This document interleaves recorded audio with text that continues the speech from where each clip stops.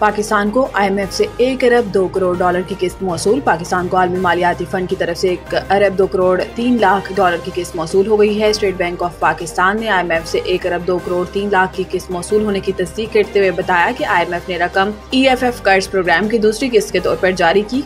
State bank के Alamy में कहा गया है कि IMF के जायजा मिशन ने पाकिस्तान की मईशत का जायजा लेने के बाद किस्त जारी करने की सिफारिश की थी। IMF के एग्जीक्यूटिव बोर्ड ने रकम जारी करने की मंजूरी 9 मई को दी थी। दूसरी किस्त की रकम 16 मई 2025 के ज़रिए मुबादला ज़खायर का हिस्सा होगी।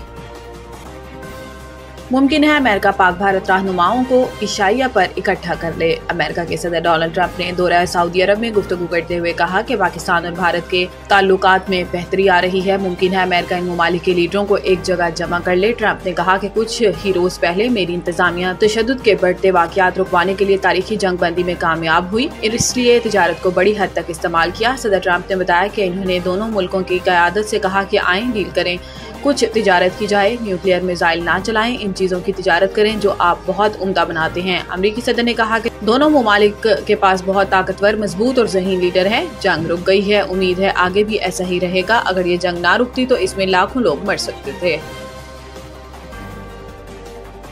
पाकिस्तान और भारत के दरमियान मौजूदा जंगबंदी नाजुक है। पाकिस्तानी सफीर रिजवान सईद शेख ने पीर को नेशनल डिफेंस यूनिवर्सिटी के वक्त से पाकिस्तानी सफारत खाने में मुलाकात की। इस मौका पर इन्होंने हालिया पाक भारत कशीदगी पर बात करते हुए जंगबंदी के लिए बरवक्त अमरीकी मुदाखलत को सराहा। इनका कहना था कि दोनों मुल्कों के दरमियान कशीदगी में कमी आई है, ताहम इन्होंने मसला कश्मीर हल करने के लिए अमेरिका समेत बैनुल-अक़वामी बरादरी की मसलसल मशगूलियत पर जोर दिया। रिजवान सईद शेख ने सिमताज मुआहदे के हवाले से पाकिस्तान के अज़म का अदा करते हुए एक तरफा इक़दामात के खिलाफ इंतबाह दिया जिससे इलाकाई इस्तेहकाम और ग़ज़ाई तहफ़्फ़ुज़ को ख़तरा हो। सफ़ीर पाकिस्तान ने कोर्स के शुरा को कामयाबी से अहम कोर्स की तकमील पर मुबारकबाद पेश की। यह कोर्स आला सिविल और फौजी अफसरान की तरबियत के लिए मुरतब किया जाता है, जिसका मकसद सीनियर अफसरान को आला जिम्मेदारियों के लिए तैयार करना होता है। सीनियर सिविल और फौजी अफसरान पर मुश्तमिल वफ़द पाकिस्तान के आला तरबियती इदारे से कौमी सलामती और वार कोर्स मुकम्मल कर रहा है। अमेरिका के near east south Asia centre for strategic studies के सीनियर अफसरान भी वफ़द के हमरा थे।